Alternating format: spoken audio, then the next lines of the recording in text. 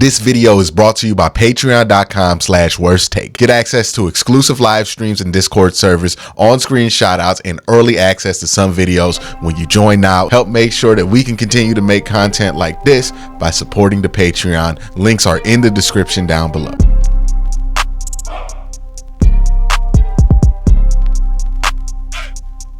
Hey man, that was worse than I could imagine. That game turning out against Washington. Look, the Browns defense started strong in this game, but once it became obvious that this offense was going to give the Browns nothing. I believe they had 38 total yards on offense, 2 first downs in the first half on offense. This Browns offense was worse than a joke. It's the worst we've seen it since maybe the DTR start against Baltimore. And look, I have been as patient and as fair about Deshaun Watson as anybody on this platform. I have defended him when I felt like people were doing wrong by him. I have gone at him when I felt like he wasn't playing well. I have all the film reviews of every game that Deshaun Watson has ever played as a Cleveland Browns available on this channel. I not only have my opinions about Deshaun Watson, but I could back it up with the tape.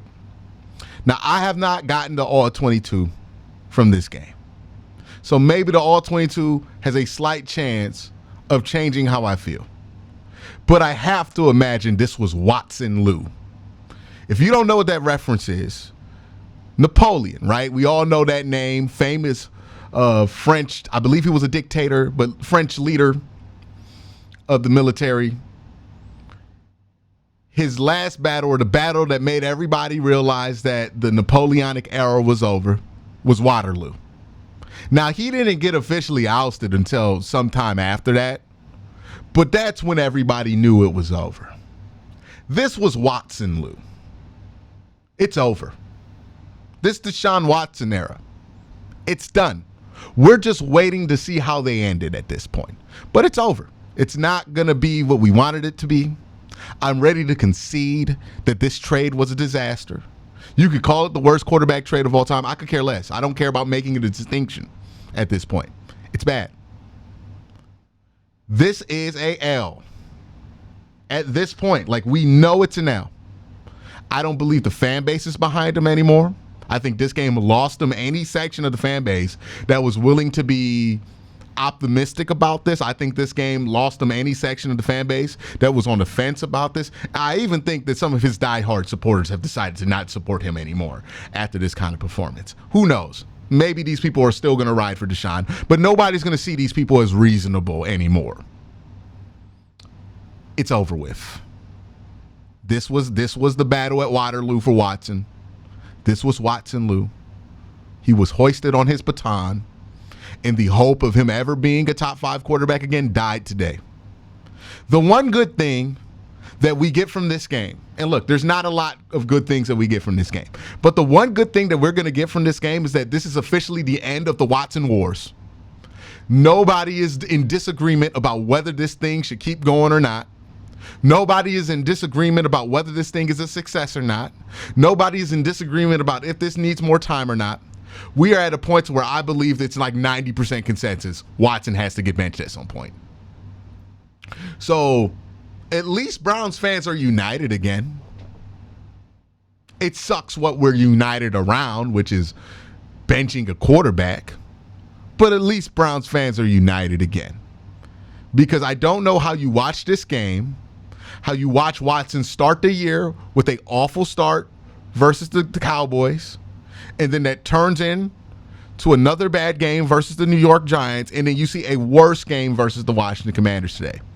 Like, each time Watson has played that bad, I was like, it's unacceptable. He can't play that bad again, and he keeps dropping worse games.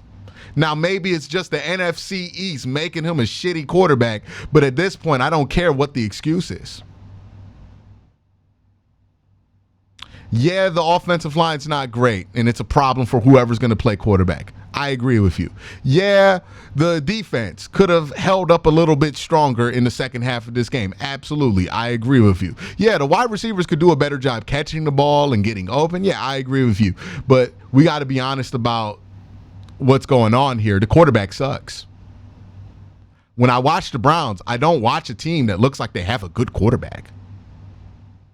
I watch a team that looks like they have a bad offensive line and a bad quarterback. This doesn't look like a good quarterback behind a bad offensive line. This doesn't look like a good quarterback dealing with wide receiver issues. This doesn't look like a good quarterback who's in an offense that doesn't fit. This doesn't look like a good quarterback who's not getting the right play calls. This does not look like a good quarterback stuck in a bad situation. This looks like a bad quarterback making a situation worse. I've seen Kevin Stefanski put together really good offenses with quarterbacks not named Deshaun Watson. I've seen Ken Dorsey put together really good offenses with quarterbacks not named Deshaun Watson. I've seen Deshaun Watson look bad in games like this while Alex Van Pelt was the offensive coordinator. I've seen Deshaun Watson look bad in games like this while Ken Dorsey was the offensive coordinator or while Kevin Stefanski was trying to tinker the offense around. The only guy I've seen look bad with all these different coordinators is Deshaun. The only thing comparable to how the offense looked like today was a game in which DTR started with 2 hours of notice versus the Baltimore Ravens. And even then, I thought that performance was unacceptable from DTR. How can I sit here and accept this from a franchise quarterback? I don't expect many people to defend Watson after this game. Maybe some people are going to be mad at me because I didn't put enough of my ire at the defense or the offensive line or the wide receiver. Maybe some people want me to just spread out my anger evenly. But I'm going to tell you right now, that would be fake. I'm not equally as mad at the offensive line as I am at Watson. I'm not equally as mad as the coaching staff as I am at Watson. I'm not equally as mad at the wide receivers as I am at Watson. I'm not equally as mad at the defense as I am at Watson. Because I look at Watson and think to myself, you're getting horrible quarterback play and you're really paying to not have that. It looks bad and it looks like a lot of it is his fault. Now, I don't think you bench Watson and you become a top 10 offense or anything like that. I'm sure people are going to try to twist my words and make it seem like I think benching Watson will make the Browns go on this incredible run and then they'll win 14 games in a row, wherever crazy stuff people say about me to try to make a point against me and try to twist my words and lie about what I'm saying. But what I am saying is, you can start with benching Watson and see what else can be fixed around that. Because it's obvious to me more than anything that Watson is not helpful. And he's probably the least helpful out of everybody on the offense right now. Again, this is 3 games. In 5 starts, he's looked like this. Maybe he's not healthy. Then he doesn't need to play. Look, I've never seen Baker Mayfield look this bad under Kevin Stefanski. And look, there were games where Baker Mayfield looked awful. But he's never looked this bad. The offense never looked this bad with Baker Mayfield under Kevin Stefanski. The offense never looked this bad with Joe Flacco under Kevin Stefanski. The offense never looked this bad with Jacoby Brissett under Kevin Stefanski. Hell, the offense didn't look this bad under P.J. Walker under Kevin Stefanski. Case Keenum, like all of these other quarterbacks, I have seen this offense look a lot better than this. It's only Watson I felt like this with the offense, and it's only been in Watson games. His first game when he came back, I felt like this. His last game in 2022 against Pittsburgh, I felt like this. 2023 against Pittsburgh, I felt like that. In 5 games into the season, 3 of the 5, I felt like that. The common denominator here is Deshaun Watson. And he's gotten worse and worse and worse over the last few years. It's time for the Browns to do the difficult thing, right? I understand that Kevin Stefanski and Andrew Berry and Jimmy Haslam have really put a lot on the line to hope this works. They put their reputations on the line. They put their money on the line. They put a lot of draft assets on the line. And it's hard when you put that much down to accept defeat and get out of there. But you have to accept defeat and get out of there. This is not the time to be proud if you're Andrew Berry or Kevin Stefanski.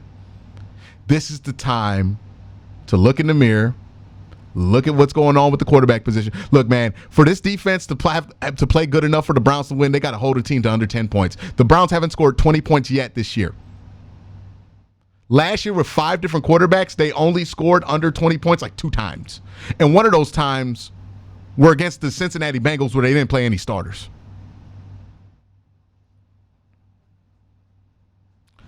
I think you could do better than this with any other quarterback. I don't know what's going on with Watson. He should definitely be a lot better than this, but he's not. And at this point, I could care less for what the reasoning is behind it. I don't care for blaming the offensive line for this. I don't care for blaming the wide receivers for this. If Watson were a great quarterback, he would look better than awful. Like, he would at least look decent in these circumstances if he were the quarterback we thought he was going to be. He looks like a rookie out there at times. And I was willing to have some hope coming into this game because of how Watson played and how that film looked like for the Raiders game last week. I have been willing to give Watson some hope. This is it. I can't reasonably expect anybody to believe after this game that Watson is ever going to put together a body of work that is good in the city of Cleveland. And we could blame the offensive coordinators. We could blame the offensive line, which was healthier this week than they were last week. We could blame all these different things. But the fact is that this offense looked abysmal against one of the worst defenses in the NFL. Like, at least the defense got picked apart by the best offense in the NFL right now, the most efficient offense in the NFL. And it was an offense that they had held to lows in efficiency at the beginning of this game until it became obvious that the offense was doing nothing. Every defense the Browns play looks like an elite defense when Deshaun Watson is at quarterback. It's done, man. It's done. I just watched this game, and I remember how I felt watching the last game of almost any other starting quarterback, and this is it, man. I understand a lot of people have went out on a limb, have heard a lot of jokes about the Browns and wanted to get their redemption in the form of this trade working out. And that might have led you to defend Watson over these last couple of years as a football player. I understand that. But we got to be real about it, man. You ain't never winning that argument because he's never playing at that level again. And he might have better games than this down the line. I would be pretty sure if he starts for the rest of the season, he'll play some better games than this. But he's never going to look like Deshaun Watson again. And we traded for Deshaun Watson. We didn't trade for the shell of Deshaun Watson. So that's where they're at. I personally don't know how you bring him back to play a football game in the city of Cleveland again. Like, seriously. What if he plays like this at home again? It's not out the realm of possibility. He's done this 3 out of the 5 starts. If he drops a game like this at home, it's going to be ugly. If you think the environment on the road is bad, if you think the team feels like they've given up on the quarterback already on the road, imagine how fast they're going to give up on the quarterback when the team, the fan base, is giving up on the quarterback, and it's obvious. It's audible. You know what would be even worse than the team, the fan base audibly giving up on Deshaun Watson? What if he goes out there and nobody's in that stadium? Like, because nobody wants to go to the game. Because nobody believes in him as a quarterback anymore. That's probably more likely. Is that this is going to start looking like a preseason game at First Energy or Cleveland Browns Day, wherever you want to call Huntington Bank. You can't keep doing this. And I'm not saying putting in Jameis Winston is going to fix the season. But you know what? It's a starting point. Because at this point, I can no longer in good faith say that I think that this Watson trade's even going to come close to working out. Like, you can extend the inevitable all you want, but it is what it is. Watson's not going to play for another team in the NFL, man.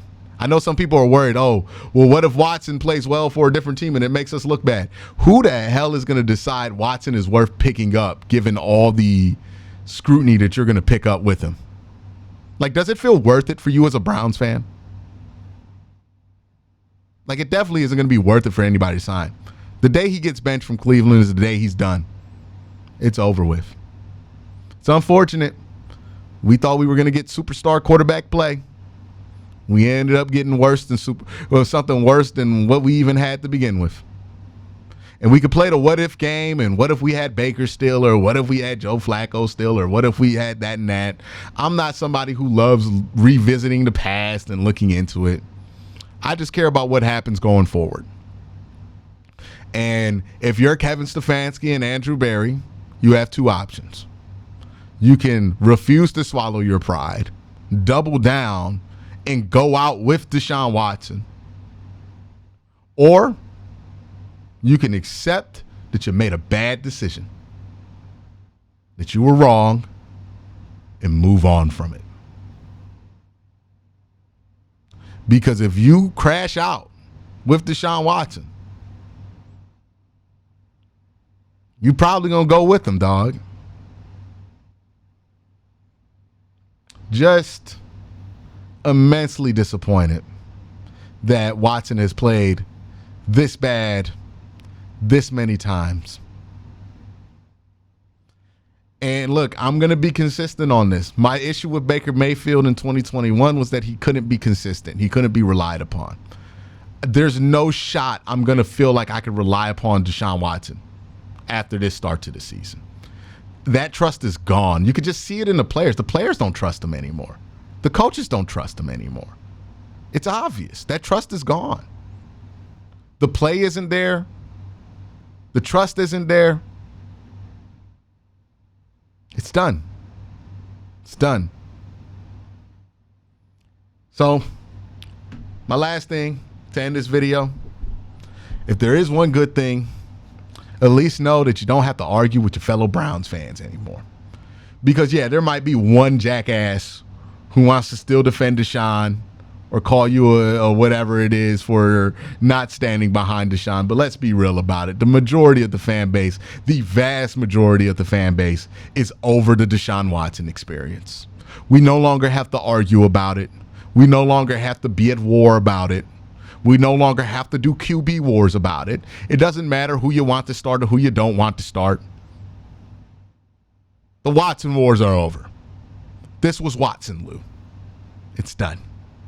Now it's time to worry about how you can move on from this mistake, because I said this in an earlier video. I'll continue to say it. The way I'm going to judge the Browns for this trade isn't that they made it. I understand swinging big for a quarterback. It's not the quarterback that I would have liked to swing big for going back to 2022, 2021. And you can go check my work on this. I did a bunch of videos about who I wanted the Browns to trade for back in 2021. And it's not like all those guys hit, but I was not in favor of doing the whole Watson thing for other reasons other than on the field. You can check my work, by the way, if you don't believe me. But now you made the mistake. It's obviously a mistake. The question now is, what do you do about that mistake? How do you recover from that mistake? Are you going to be the 49ers and seamlessly get out of making that mistake like they did with Trey Lance to the point where nobody remembers it? Or are you going to double down and make these things worse? That's the question at hand for the Browns in the front office, and that's going to determine whether Kevin Stefanski stays here for 10 years or if he's fired after 6. Same thing for Andrew Berry.